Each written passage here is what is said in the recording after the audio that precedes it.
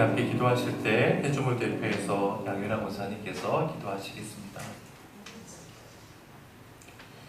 평안을 너희에게 끼치노니 곧 나의 평안을 너희에게 주노라. 내가 너희에게 주는 것은 세상이 주는 것과 같지 아니하니라. 너희는 마음에 근심하지도 말고 두려워하지도 말라. 자비와 긍휼이 풍성하신 하나님 아버지, 오늘도 주님의 전에 나와 예배를 드릴 수 있는 은혜를 허락하시며 감사를 드립니다.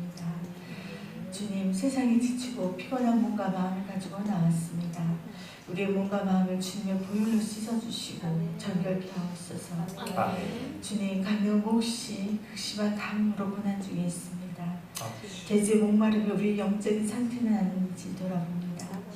주님, 담비를 허락하셔서 가뭄이 해결되게 하시고 우리의 영적인 육적 가뭄도 해결되게 하옵소서. 비를 내리시는 주님, 우리의 기도와 간구에 응답하여 주심으로 오직 주님만 찬양하게 하옵소서. 주님 또한 이 대한민국 땅을 긍휼히 여기시어 주님의 계획과 뜻만이 온전히 서게 하옵시고 지혜와 명철 있는 자로 말미암아 이 나라가 견고히 서게 하여 주옵소서. 주님, 지금도 육신의 질병으로 말미암아 고난 중에 있는 김성모 형제, 김경희 집사님, 이승현 집사님, 주님의 자비와 치유의 손길로 온전히 회복되게 하셔 주님께만 영광 올리게 하옵소서. 주님, 오늘도 말씀 가운데 우리를 진리로 자유케 하게 하시고 우리의 심령이 오직 주님께로만 향하게 하여 주옵소서. 감사를 드리며 예수님의 이름으로 기도드립니다. 아멘.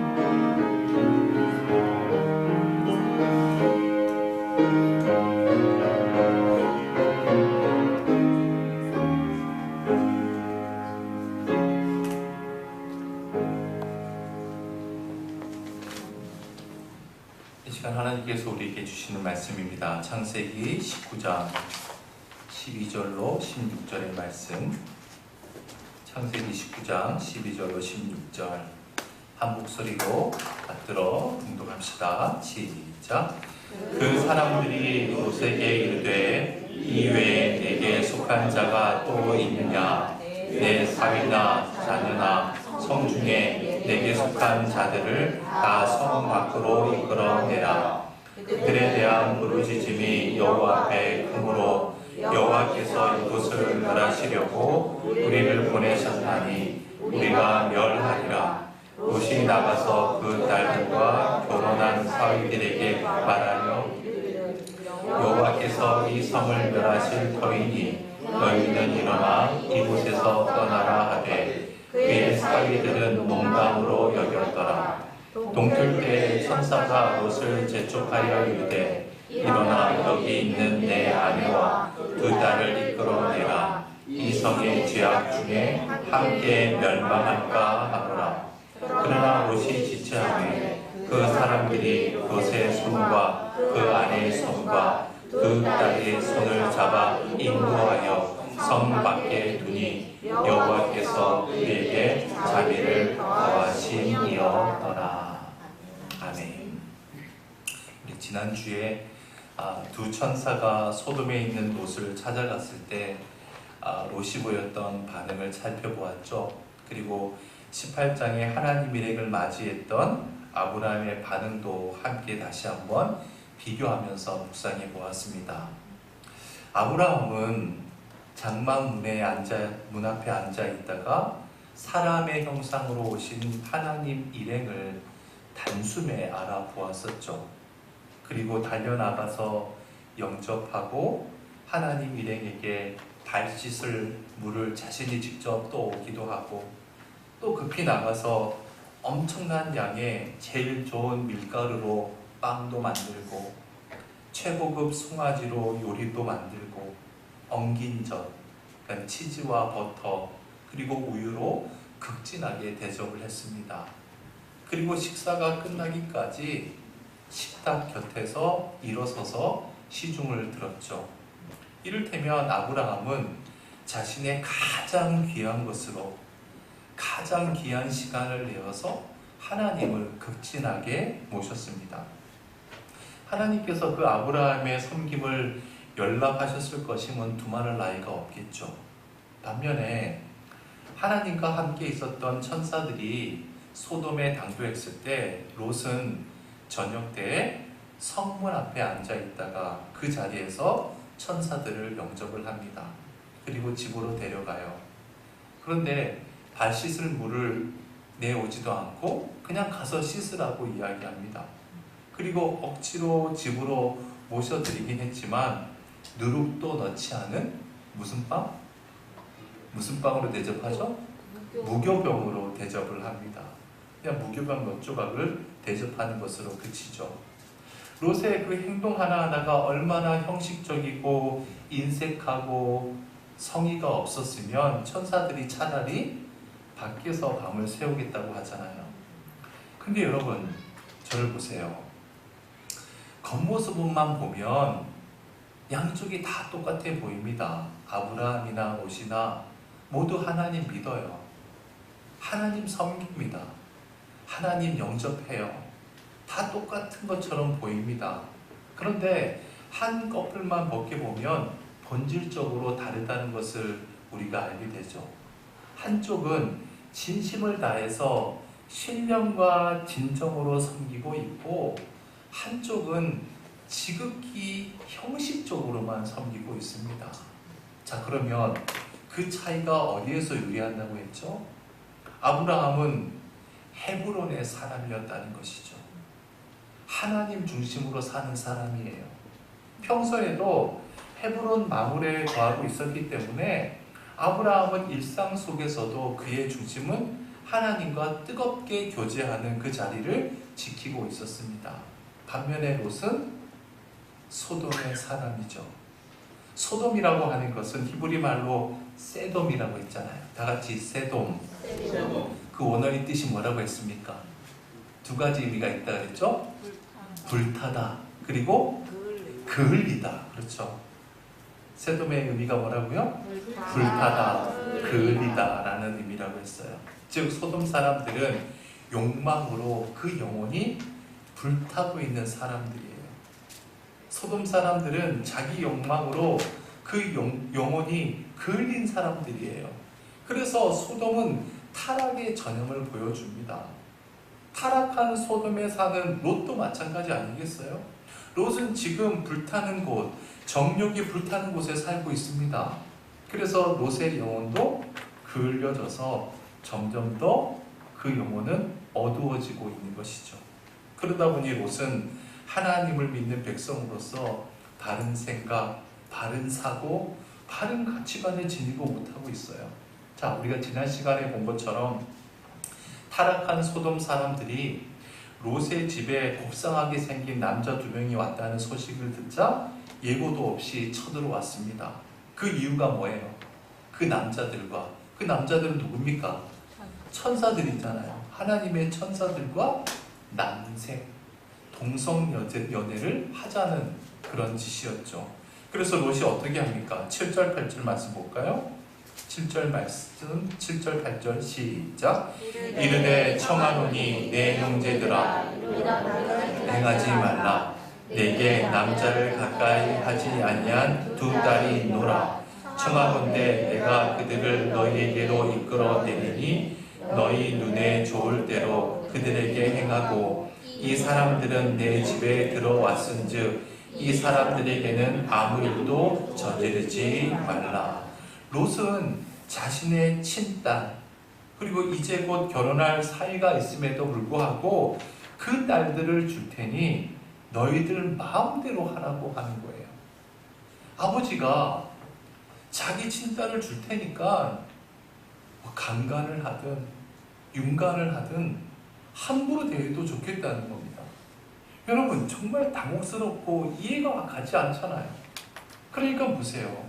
지금 롯이 타락한 도성인 소돔에 살면서 얼마나 그가 영적으로 어두워지고 허물어졌는지, 죄에 대해서 무감각 속에 살고 있는지 우리가 알 수 있죠. 이 심각한 상황에 문제의식이 전혀 없는 겁니다. 결국 하나님의 천사들이 소돔 사람들의 눈을 멀게 하잖아요. 그래서 더 이상 큰일이 일어나지 않았습니다. 자, 보세요. 헤브론에 있는 아브라함과 소돔에 있는 롯은 이처럼 다른 행보를 보이고 전혀 다른 모습으로 우리에게 비춰지고 있습니다. 한 사람은 영적으로 더욱더 빛나고 있고 또 한 사람은 영적으로 점점 더 어둡게 그을려지고 있는 거예요. 자, 여기서 우리가 함께 생각해 볼 것이 있습니다. 여러분, 아브라함과 롯이 하나님의 부르심을 받고 하나님으로 떠날 때 시차를 두고 떠난 게 아니잖아요. 함께 떠났잖아요. 같은 날, 같은 때에, 같은 시간에 함께 가나안으로 향했습니다. 그리고 가나안에 함께 도착해서 여정을 다 풀었어요. 그때로부터 지금 몇 년이 지난 거예요? 아브라함이 몇 세에 떠났어요? 하란에서 75세에 떠났죠. 가나안으로 떠났잖아요. 본문은 몇 세에? 이제 이삭이 태어나기 1년 전이잖아요. 그러니까 지금 아브라함 나이가 몇 살이에요? 99세. 하란을 떠난 지 그럼 몇 년이 된 거예요? 24년이 된 겁니다. 자, 그러니까 보세요. 하나님의 부르심을 받고 출발은 24년 전에 똑같이 했는데 24년이 지난 이후에 두 사람의 삶은 이처럼 극명하게 갈라져 있습니다. 아브라함은 헤브론에서 24년이 지나는 동안 하나님과 더불어 영혼을 건져 올리는 삶을 살고 있는데 비해서 롯은 24년이 지나면서 소돔에 거하고 자신의 삶을 허망하게 갉아먹고 있는 거예요. 지금도 여전히 갉아먹고 있어요. 여러분, 우리는 지금 2025년 9월, 오늘이 며칠이죠? 9월 10일 7시 55분을 지나고 있습니다. 이제 앞으로 24년 후면 우리가 어떻게 될까요? 저 같은 경우에는 77세가 되겠네요. 77세 이후에 저는 어떻게 될까? 여러분도 한번 환산해 보십시오. 아니, 가장 가깝게 10년 후에 나는 어떻게 될까? 소돔 지향적인 삶을 살고 있는가? 아니면 헤브론을 지향하는 삶을 살고 있을 것인가? 어쩌면 겉으로 볼 때는 소돔 지향적으로 사는 사람이 더 대단해 보이고 성공적인 삶을 사는 것처럼 보일 수 있습니다. 그런데 하나님의 판단은 달라요. 똑같지 않습니다. 여러분, 소망하기는 여러분 각자가 앞으로 어떤 삶을 살 것인지 다시 한번 하나님 앞에서 결단하시길 주님의 이름으로 축원해 드립니다. 자, 이제 본문을 봅시다. 12절. 그 사람들이는 누구죠? 두 천사들이죠. 두 천사들이 롯에게 이르되 이 외에 내게 속한 자가 또 있느냐. 자, 하나님의 천사들이 롯에게 말해요. 이 외에 내게 속한 자가 또 있느냐. 여기서 내게 속한 자는 이 집안에 있는 사람을 말하겠죠. 이 집안에 누가 있어요 지금? 롯하고 롯의 아내 그리고 두 딸이 있겠죠. 지금 집 안에는 롯과 롯의 아내와 두 딸이 있어요. 4명이 있는 거예요. 그렇죠? 계속 봅시다. 내 사위나 자녀나 성중에 내게 속한 자들을 다 성 밖으로 이끌어내라. 무슨 말이에요? 너의 피부치, 너의 가족뿐만 아니라 너의 지인들, 너의 이웃들, 너의 친구들, 알만한 사람들 다 데리고 성 밖으로 이끌어내라는 거예요. 왜요? 왜? 13절 시작. 그들에 대한 부르짖음이 여호와 앞에 크므로 여호와께서 이곳을 멸하시려고 우리를 보내셨나니 우리가 멸하리라. 왜? 지금 빨리 이끌어내라는 거예요?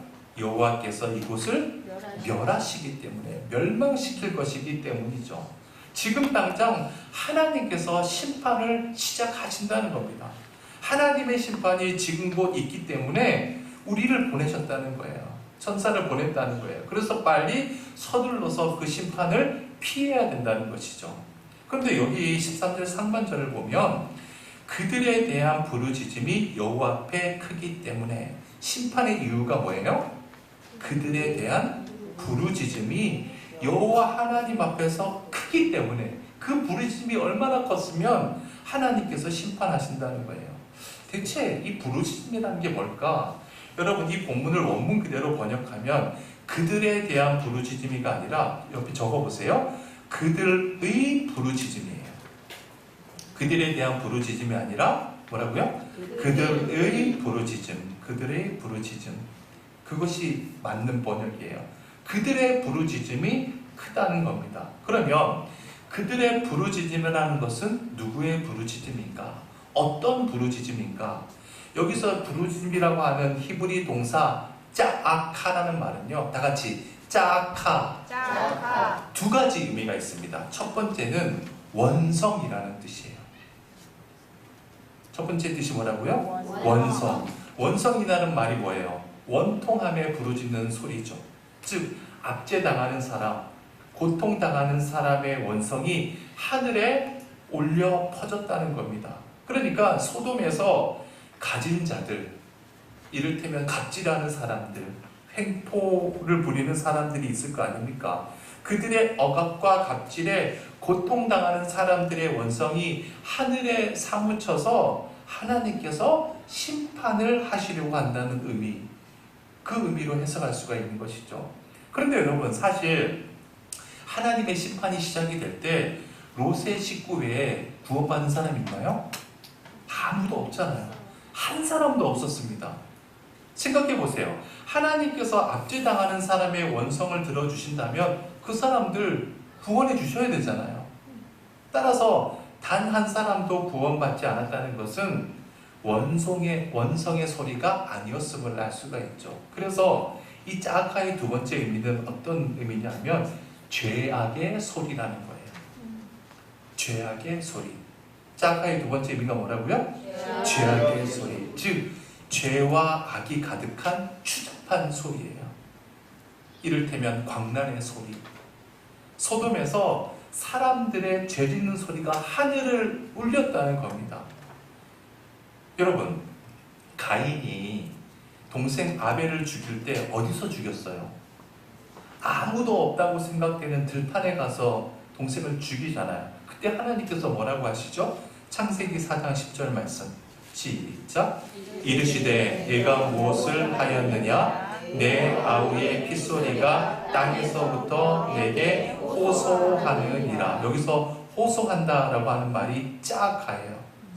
여기서 내 아우의 핏소리가 땅에서부터 호소한다. 이것은 원성에 해당이 돼요? 죄악의 소리에 해당이 돼요? 원성이죠. 억울한 소리예요. 자, 반면에 모세가 하나님의 계명을 받기 위해서 여호수아와 함께 시내산에 올라갔잖아요. 그리고 시내산에서 내려올 때까지 며칠이 걸립니까? 무려 40일이 걸립니다. 너무 늦어지니까 산 밑에 있던 이스라엘 백성들이 뭘 합니까? 금송아지 만들고 춤을 추며 노래하며 놀잖아요. 그 소리를 여호수아와 모세가 들었습니다. 출애굽기 32장 17절로 18절 시작. 백성들의 요란한 소리를 듣고 모세에게 말하되 진중에서 싸우는 소리가 나나이다. 모세가 이르되 이는 승전가도 아니요 패하여 부르짖는 소리도 아니라 내가 듣기에는 노래하는 소리로다. 자, 모세가 십계명을 갖고 내려오는데 여호수아가 저 밑에 무슨 소리가 들리는 거예요. 그래서 모세에게 선생님, 저기에서 백성들이 싸우는 것 같습니다. 그러자 모세가 뭐라고 해요? 저것은 싸워서 승리하는 소리도 아니고 피하여 부르짖는 소리도 아니고 저것은 노래 소리다. 즉 죄의 노래 소리, 욕망의 노래 소리라는 그런 의미죠. 그 소리가 시내산 위에까지 들린 겁니다. 그러니까 여기서 말하는 노래 소리 짜아카예요. 이것도 짜아카는 원성이에요, 죄악의 소리예요? 죄악의 소리죠. 광란의 소리예요. 여러분, 모세도 듣는데 하나님께서 왜 못 들으시겠습니까? 소돔 사람들이 은밀하게 아무도 모르게 죄를 지었든 춤추고 술 먹고 노래 부르면서 소리내며 지었든 온갖 해괴 망측한 짓을 지으면서 지었든 그 죄의 소리가 하늘에 울려 퍼진 거예요. 여러분, 어떤 죄이든지 그 죄의 소리는 하늘을 때립니다. 하늘을 때려요. 하나님이 모르실 리가 없습니다. 자, 여기 13절 하반절에 보면 여호와께서 이곳을 멸하시려고 우리를 보내셨나니 우리가 멸하리라. 여기서 멸한다는 동사가 2번 반복이 되죠. 여러분, 우리말도 어떤 문장에 어떤 단어가 2번이 반복되면 강조형이잖아요.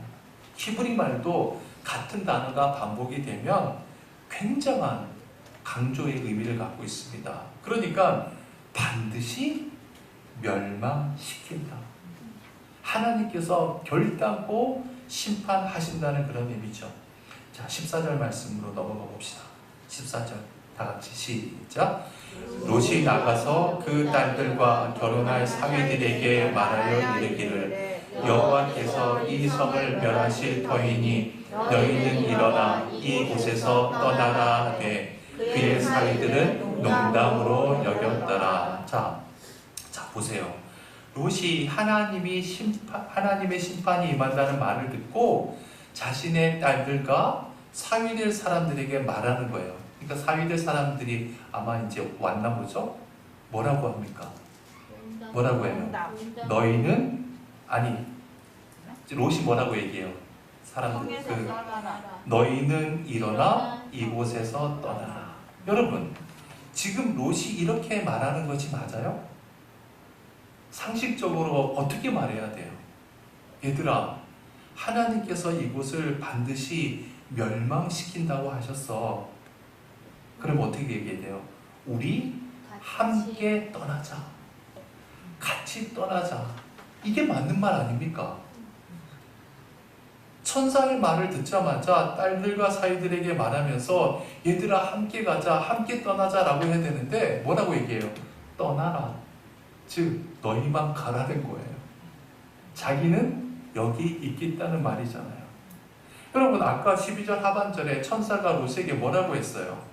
이끌어내라. 너가 이끌어내라고 했잖아요. 너가 주도해서 가족들, 이웃들, 아는 사람들 전부 다 함께 데리고 가라는 거예요. 끌고 가라는 거예요. 그런데 14절에서 뭐라고 합니까? 너희는 일어나 이곳에서 떠나라. 얘들아, 하나님께서 심판한다고 하니까 너희들은 짐 챙겨서 떠나. 나는 여기 있을게. 그래서 여러분, 나중에 가면 계속 꾸물거리니까 안 가요. 그래서 결국 천사가 끌고 가잖아요. 여러분, 지금 롯은 천사의 말을 너무너무 쉽게 생각하는 거예요. 나이브하게. 요즘 우리 가뭄 때문에 심각한데 심각하게 생각하지 않는 사람들도 있는 것 같아요. 에이, 설마 10%까지 떨어지겠어? 설마 소돔이 멸망하겠어? 그런 식이죠. 여러분, 롯을 가만히 보십시오. 성문 앞에 있다가 천사들을 보자마자 영접하고 또 무릎 꿇기도 하고 인색하긴 하지만 어쨌든 무교병도 드렸잖아요. 어찌됐건 자기 할 일은 다 한 거예요. 형식적이긴 해도 다 했어요. 그런데 롯에게 있어서 정말 큰 문제는 뭡니까? 하나님의 말씀을 믿지 않아요. 안 믿는 겁니다. 여러분, 교회는 열심히 다닙니다. 예배도 다 참석해요. 기도도 열심히 합니다. 말씀도 누구 못지않게 많이 읽어요. 헌금도 많이 합니다. 그런데 하나님의 말씀을 믿지는 않아요. 우리 주변에 그런 분들 얼마나 많습니까? 아브라함은 보세요. 저 멀리 헤브론에 살고 있으면서도 하나님께서 소돔을 멸망시키겠다는 그 말을 듣자마자 어떻게 합니까? 하나님과 막 씨름하면서 중보기도 하잖아요. 목숨 걸고 하지 않습니까? 하나님, 의인 50명이 있는데도 멸망시키려십니까? 45명이 의인이 있어도 멸망시키렸습니까? 40명은요? 30명은요? 20명은? 10명은요? 아브라함은 소돔이 아닌 저 멀리 헤브론에 있으면서도 하나님의 말씀을 그대로 믿었어요. 즉 아브라함은 기도의 사람이었습니다. 하지만 소돔에 사는 롯은 하나님을 믿는다고 하는데도 기도와는 전혀 무관해요. 여러분, 기도를 통해서만 하나님과 긴밀하고 바른 관계를 가질 수 있잖아요. 기도를 통해서만 피상적인, 추상적인 하나님이 아니라 살아계신 하나님을 알아갈 수 있어요. 기도만이 우리의 삶을 바르게 잡아주는 힘과 동력이 되는 겁니다. 그런데 보세요. 롯은 기도하지 않아요. 여러분 생각해 보세요. 롯은 지금 소돔에 살고 있잖아요. 자기가 살고 있는 소돔이 멸망한다고 하잖아요. 아브라함은 저 멀리서 중보기도 할 정도라면 롯은 지금부터라도 당장이라도 금식기도 해야 되는 거 아닙니까? 그런데 기도는커녕 믿지도 않아요. 여러분 느헤미야라고 아시죠? 느헤미야는 바사 제국, 그러니까 페르시아 제국 당시에 그 왕은 아닥사스다 왕이었어요. 그 왕이 재임하던 시대에 느헤미야의 직책은 뭐예요? 술 맡은 관원이었습니다. 왕과 가장 가까운 지근거리에서 왕을 보좌하던 직책이 바로 술 맡은 관원이에요. 요즘식으로 말하면 대통령의 가장 지근거리에 있는 사람이 누구예요? 비서실장이죠. 비서실장. 비록 느헤미야는 페르시아 사람이 아니에요. 유대인이에요. 포로예요. 그런데 하나님의 은혜 가운데 왕의 총애를 얻어서 왕의 술 맡은 관원의 자리까지 올랐어요. 구체적으로 그 직책이라고 하는 것은 임금 옆에 앉아서 매일 임금의 안색을 살피고 기분도 맞춰주고 술도 따라주면서 때로는 정사에 대해서 함께 대화하는 권력의 중심에 있는 사람일 수 있는 거예요. 느헤미야가 바로 그 위치에 있었어요. 그런데 어느 날 느헤미야가 자신의 고국인 예루살렘 성전이 무너지고 황폐화되었다는 소리를 듣습니다. 하나님의 성전이 무너졌는데 그 마음이 얼마나 고통스러웠겠어요. 그래서 금식하며 기도합니다. 그러니 얼굴에 수심이 얼마나 가득 차 있었겠어요. 그래서 어느 날 왕과 함께 독대하면서 앉아있는데 술을 따르는 중에 왕이 이 느헤미야의 안색을 보고 묻는 거예요. 느헤미야야, 너 얼굴이 왜 그리 안 좋아 보이냐? 무슨 근심거리라도 있느냐? 걱정거리라도 있느냐? 그러자 느헤미야가 대답을 하죠. 왕이시여, 제 고향 예루살렘 성이 완전히 황폐화되었습니다. 그래서 제 마음이 편치 않습니다. 그래서 그렇습니다. 그랬더니 왕이 뭐라고 얘기해요? 느헤미야 2장 4절 말씀 봅시다.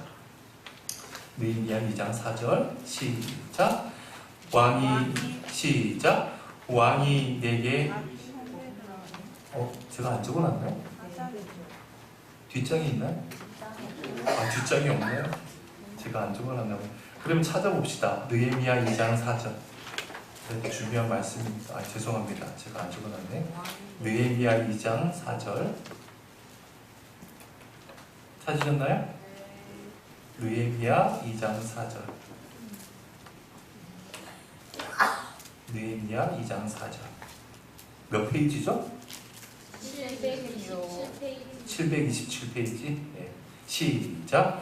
왕이 내게 이르시되 그러면 내가 무엇을 원하느냐 하시기로 내가 곧 하늘의 하나님께 묵도하고. 자, 느헤미야가 왕의 비위를 맞추어 드리고 술을 한 잔 따라 드렸더니 아마도 왕의 기분이 좋아졌던 것 같아요. 그랬더니 왕이 느헤미야야, 너가 그렇게 근심과 걱정에 빠져 있는데 내가 어떻게 하면 좋겠느냐 생각해 보세요. 당시 왕의 한마디면 뭐든지 할 수 있잖아요. 아닥사스다 왕은 대페르시아 제국의 황제였습니다. 자, 그러면 어떻게 해야 돼요? 빨리빨리 멀리 굴리고 계산해야죠. 그런데 느헤미야가 왕과 대면하고 있는 이 상황에서 어떻게 합니까? 내가 곧 하늘의 하나님께 묵도하고. 묵도가 뭐예요? 어떤 기도예요? 속으로 기도하는 거예요. 묵상 기도입니다. 여러분, 저를 보세요. 왕은 지금 느헤미야가 기도하는 거 알아요, 몰라요? 몰라요. 왕 앞에서 어떻게 무릎 꿇고 눈 감고 막 소리 내면서 기도할 수 있습니까? 그렇게 못해요. 눈도 뜨고 있었을 거예요. 왕이 볼 때는 느헤미야의 모습은 평상시와 똑같아요. 하지만 느헤미야는 기도하고 있었다는 거예요. 잠깐이지만 하나님께 집중해서 기도하는 거예요. 하나님, 하나님이 원하시는 것을 제 입술로 말하게 해주십시오. 간절하게 묵도하는 거죠. 느헤미야만 아는 기도겠죠. 느헤미야는 기도의 사람이었음을 우리가 알게 됩니다. 여러분, 기도에는 두 가지 종류가 있어요. 어떤 사람은요, 일을 저질러 놓고 기도하는 사람이에요. 항상 어떤 일을 해놓고 기도하는 사람이에요. 저질러 놓고 해결해 달라고 하나님께 기도해요. 반면에 어떤 일이든 행하기 전에 기도하는 사람이 있어요.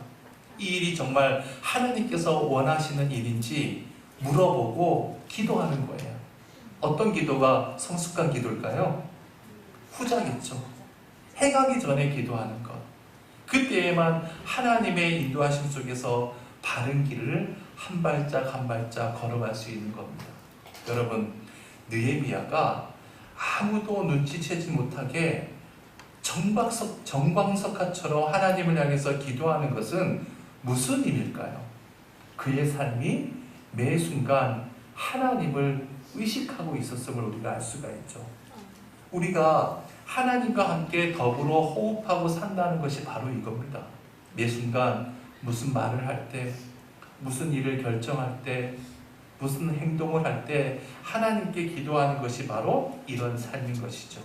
그때 하나님께서 역사를 하십니다. 14절 말씀 다시 읽어볼까요? 시작.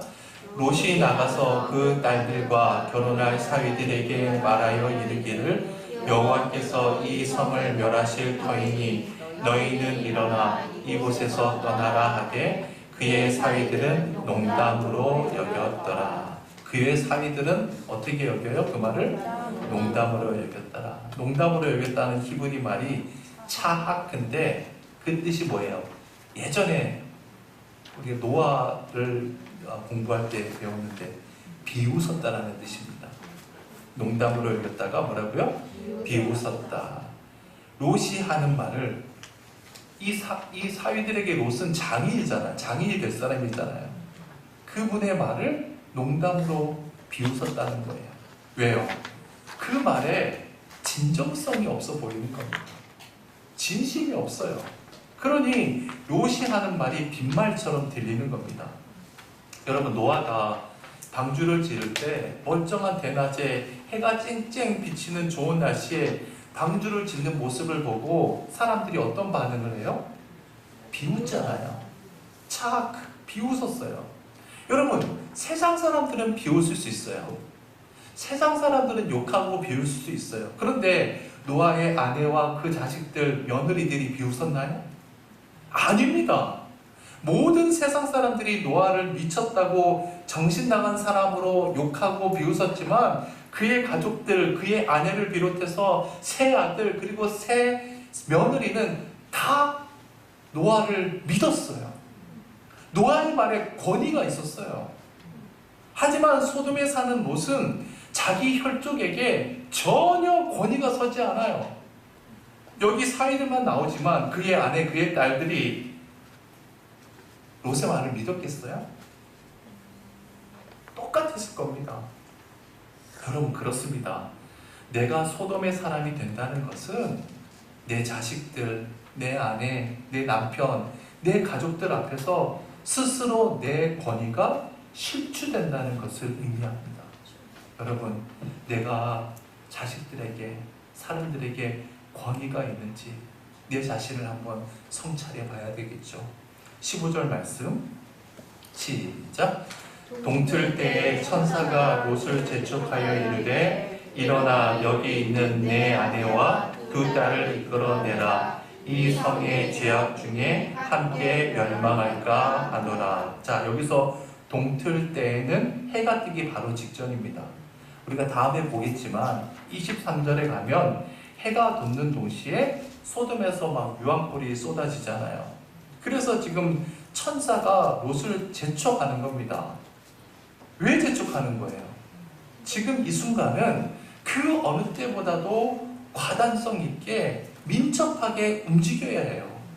그런데도 롯은 지금 미적미적 거리는 거예요. 여러분, 이 상황을 한번 머릿속에 그려보세요. 천사가 지금 롯에게 재촉합니다. 롯, 이러다가 너 죽을 수 있어. 너 죽어. 더 이상 꿈을 대지 말고 속히 가족들과 함은 여기를 빠져나가야 돼. 그런데 여러분 16절 봅시다. 16절 뭐라고 시작해요? 그러나 롯이 지체하며. 너무 답답하지 않습니까? 너무 지체합니다. 여러분, 왜 지체할까요? 롯에게 있어서 소돔은 어떤 곳이에요? 그렇죠. 자기 집이 있어요. 힘들게 소돔으로 이사 와서 정착하고 그동안 잘 살았잖아요. 이제 번듯한 자기 집도 있어요. 가축들도 많아요. 재산이 있어요. 이를테면 며칠 전에 산 멋진 옷도 있고, 얼마 전에 구입한 값비싼 가전제품도 있고, 가구도 있고, 보석도 있고, 자동차도 샀어요. 그거 두고 가는 게 아쉬운 거예요. 미련이 남는 겁니다. 자, 보세요. 롯은 하나님의 천사를 통해서 하나님께서 소돔을 멸망시킨다는 말을 들었습니다. 이제 곧 소돔이 멸망할 것이라는 것 머리로는 분명히 알아요. 머리로는 이해했어요. 그런데 어때요? 마음이 움직이지 않아요. 그러니까 꼼짝도 못하는 겁니다. 여러분, 잊지 맙시다. 하나님의 이 말씀을 머리로 다 이해해도 그 말씀이 여러분의 마음판에 새기고 여러분의 마음이 동하지 않으면 그거 다 부질없는 짓이에요. 마음이 움직여야 돼요. 그래서 예수님께서 마태복음 22장 37절에서 뭐라고 말씀하셨나요? 이건 제가 적어놨나요? 네, 읽어봅시다. 시작. 예수께서 이르시되 내 마음을 다하고 목숨을 다하고 뜻을 다하여 주 너의 하나님을 사랑하라. 여러분, 순서가 어떻게 돼요? 너의 마음을 다하고 그 다음에 목숨을 다하고 뜻을 다해서 주 너의 하나님을 사랑하라. 예수님께서 제일 먼저 말한 것이 뭐예요? 마음이에요. 마음이 제일 중요하다는 거예요. 여러분, 16절 다시 한번 읽어봅시다. 시작. 그러나 롯이 지체하매 그 사람들이 롯의 손과 그 아내의 손과 두 딸의 손을 잡아 인도하여 성 밖에 두니 여호와께서 그에게 자비를 더하심이었더라. 자, 그러나 롯이 지체하매 그 사람들은 누구 있어요? 천사들이죠. 천사들이 롯의 손을 꽉 붙잡았습니다. 아내의 손도 잡았어요. 두 딸의 손도 붙잡았습니다. 그리고 손을 잡아 인도하여. 원문에서는 적어봅시다. 손을 낚아채었다. 하도 미적대고 딴짓하니까 손을 낚아채웠어요. 그러니까 롯과 가족들이 자꾸 지체하니까 억지로라도 손을 낚아채워서 끌고 나오는 겁니다. 그리고 성 밖으로 나왔습니다. 여러분, 이 장면도 한번 머릿속에 그려보세요. 아마 제 생각에는 이제 나오기로 결정은 했어요. 그래서 롯과 그의 식구들이 궁시렁 대면서 아마 가방을 싸고 있었을 것 같아요. 아마 커다란 이민 가방 아니면 보자기에다가 이것저것 넣었겠죠. 이것 가져가야 돼. 너무 아까워. 저 놔두고 가는 게 너무 아까워. 푸념을 막 늘어놓으면서 미련이 남으니까, 마음이 움직이지 않으니까 발이 안 떨어지는 겁니다. 그래서 급기야 천사가 혼동을 치는 겁니다. 그런 거 다 필요 없어. 어서 소돔에서 나가야 돼. 사는 것이 제일 중요해. 그래서 손을 꽉 잡고 끌고 나가는 것이죠. 자, 그리고 16절 가장 끝부분에 보면 뭐라고 말씀하세요? 여호와께서 그에게 자비를 더하심이었더라. 여러분, 이 말씀 참 귀한 말씀이죠. 하나님께서 굳이 이렇게까지 하는 이유가 뭘까요? 굳이 안 가겠다는 사람, 소돔에 있고 싶어하는 인간을 이렇게까지 끌어내시는 이유가 뭐예요? 아브라함의 기도도 있겠지만 여호와 하나님의 자비가 아직까지 롯에게 있는 겁니다. 보세요. 하나님의 사랑은 정말 대단하지 않습니까? 우리 같으면 벌써 내쳤겠죠. 그러나 롯을 향한 하나님의 사랑은, 하나님의 자비하심은 아직까지 유효한 겁니다. 사랑하는 여러분, 아브라함과 롯은 똑같이 하나님의 자비를 입은 사람들이에요. 아브라함은 그 자비하심을 깨달을 때마다 자발적으로 순종하며 걸어갔어요. 그런데 롯은 깨닫고도 자발적으로 안 갑니다. 어떻게 가죠? 억지로 코 깨어가는 거예요. 코에 끼어서 가요. 여러분, 저와 여러분은 모두 하나님의 자비를 입은 사람들 아닙니까? 구원받은 그리스도인으로서 여기 앉아있는 것 자체가 주님의 자비하심이잖아요. 할렐루야. 그렇잖아요. 그런데 보세요. 어떤 사람은 자발적으로 봉사도 하고 충성하고 헌신해요. 그런데 어떤 사람은요, 평생 코가 끼어져 갑니다. 그래서 넘어지고 매맞고 다시 이끌러가고 일평생 얼마나 피곤하게 가는지 몰라요. 여러분, 저와 여러분은 결코 그러지 맙시다. 롯처럼 하지 맙시다. 저와 여러분들은 자발적으로 믿음의 길을 걸어가는 헤브론의 사람, 이 시대의 아브라함이 다 되시길 주님의 이름으로 축원해 드립니다. 기도합시다. 자비로우신 하나님, 오늘도 우리에게 자비를 베풀어 주셔서 감사합니다. 이 시간을 통해서 은혜 주시고 믿음의 결단을 요구하시는 것은 하나님 앞에 더 열심히 헌신하고 충성하라는 뜻인 줄 믿습니다. 소망하기는 우리가 어떠한 상황과 위치에 있다 할지라도 바르고 자발적으로 반응하는 믿음일 수 있게 인도하여 주옵소서. 주님의 부르심 앞에 지체하거나 핑계대거나 꿈을 대거나 미적대는 결단코 롯과 같은 소돔의 사람이 되지 않도록 저희들을 붙들어 주옵소서. 이 시간 우리와 함께하지 못한 새가은교회 모든 믿음의 식구들에게도 동일한 자비와 은혜를 베풀어 주셔서 깨어 기도하는 신실한 성도들로 인도하여 주옵소서. 예수님의 이름으로 기도드립니다. 아멘. 우리 394장 함께 찬양 드립시다.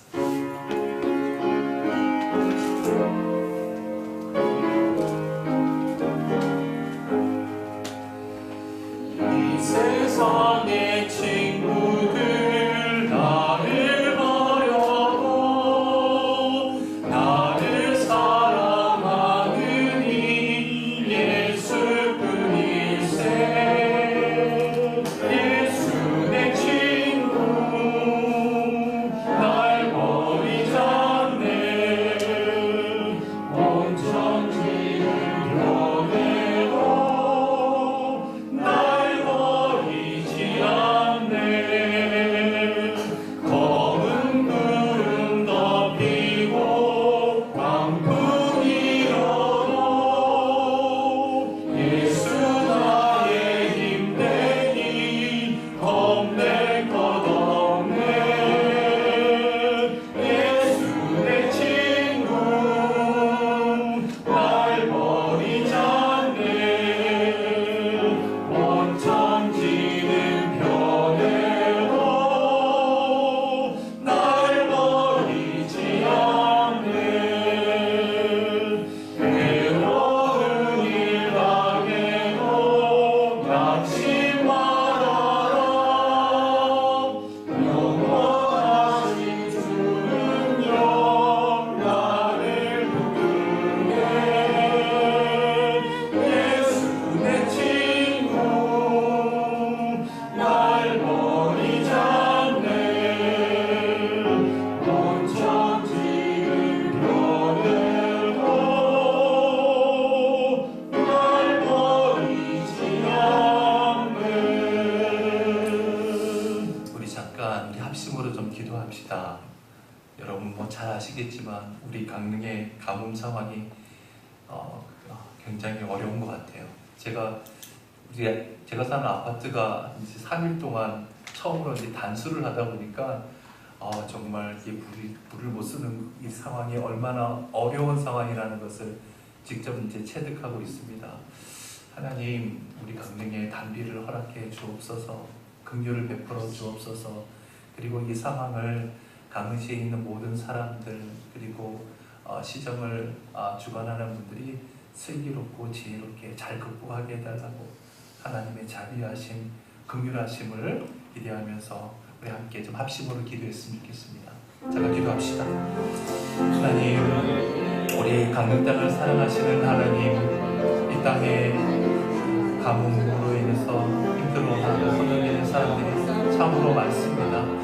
하나님께서 긍휼을 베풀어 주시고 이 땅에 자비를 허락하셨던 것처럼 하나님 이 땅에 자비를 허락하여 주시옵소서. 하나님 이 땅에 하나님의 은성을 살 만한 일이 있었다면 하나님 회개합니다. 하나님 회개하오니 하나님 우리를 용서하여 주옵소서. 우리가 좀 더 겸손한 마음으로 하나님만을 우선시 삼는 저희들 되기를 원합니다. 하나님 앞에 더 불복하는 저희들이 되게 하여 주옵소서.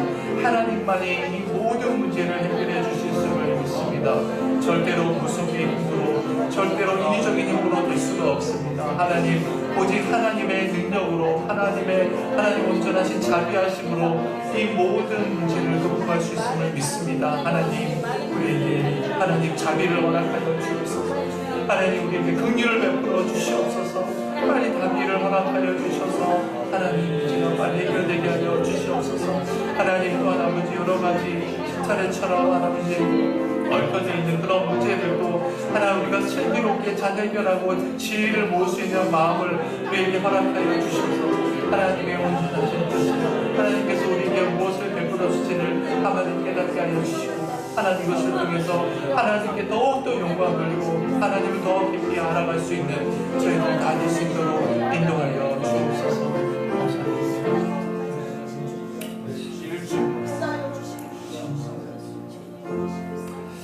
주님의 기도로 예배를 피하겠습니다. 하늘에 계신 우리 아버지여, 이름이 거룩히 여김을 받으시오며 나라의 영화없이며 뜻이 하늘에서 이룬 것 같이 땅에서도 이루어지이다.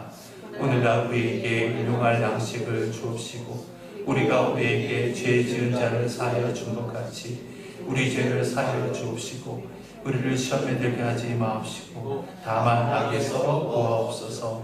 내게 나라와 권세와 영광이 아버지께 영원히 있사옵나이다. 아멘.